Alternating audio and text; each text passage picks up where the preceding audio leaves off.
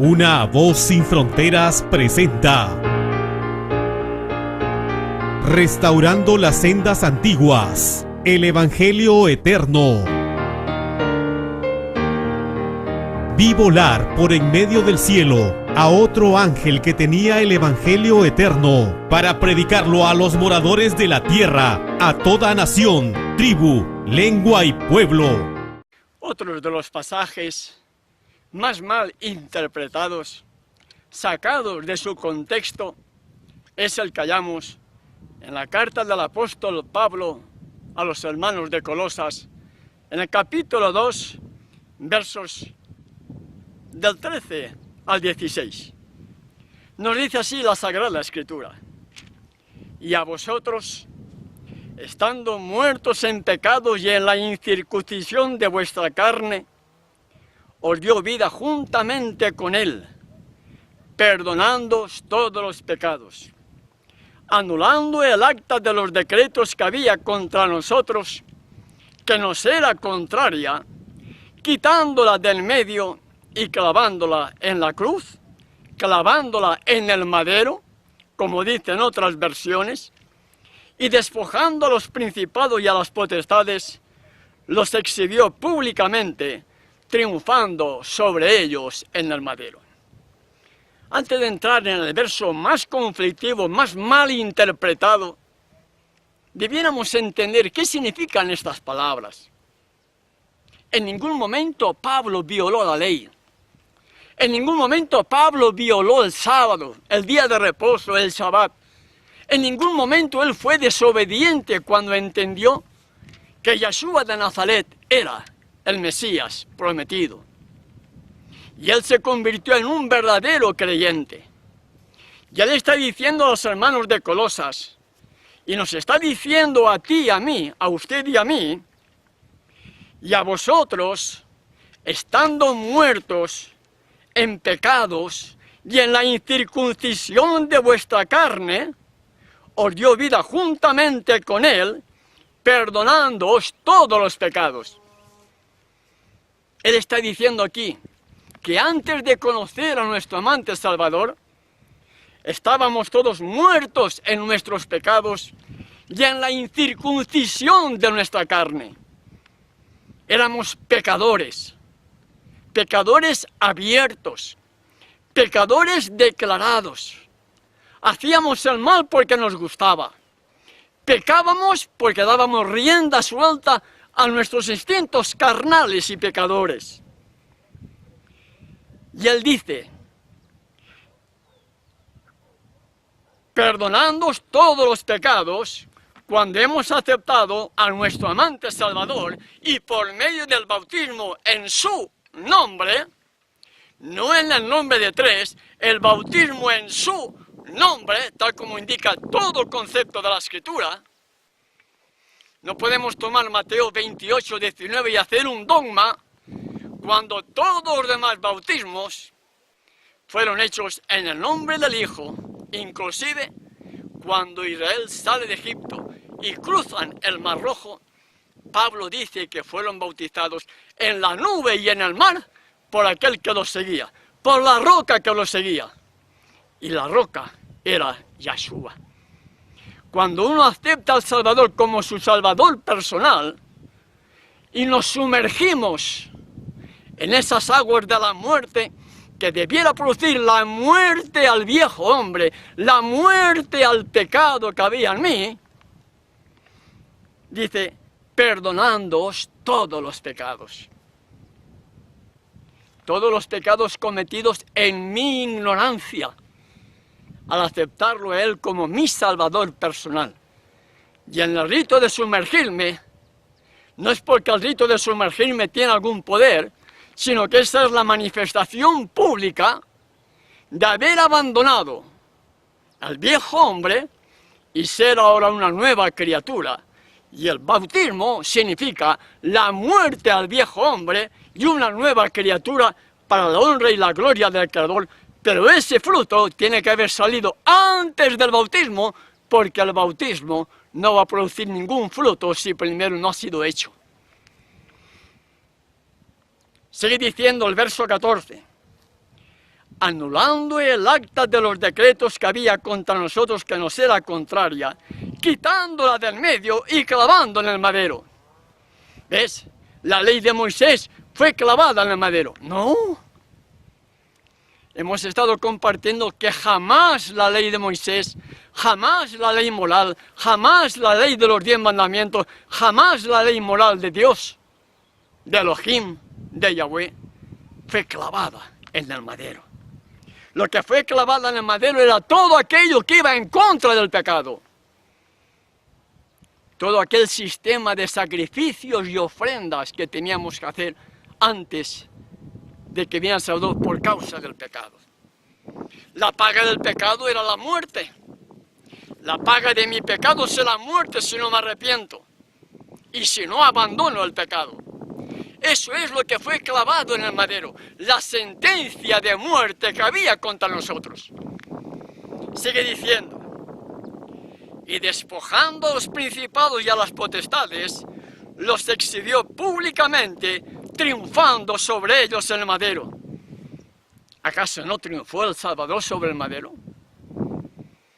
¿Acaso no reveló que era el inmaculado Hijo de Elohim, el Mesías prometido, el Redentor del mundo? ¿No los presentó públicamente ante aquel mundo que de una manera incrédula estaban dándole muerte al Redentor del mundo? Pregunto para reflexionar.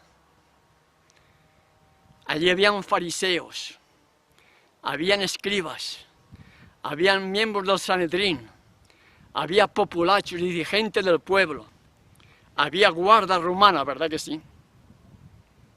Cuando el Salvador pronunció las palabras, Padre, en tus manos encomiendo mi espíritu, y entregó su vida. ¿Quién fue quien dijo verdaderamente este era hijo de Elohim? ¿Quién lo dijo? ¿Un fariseo? ¿Un escriba? ¿Un miembro del Sanedrín? ¿Un judío que estaba dentro del pueblo? ¿La guardia romana? Lo dijo el centurión.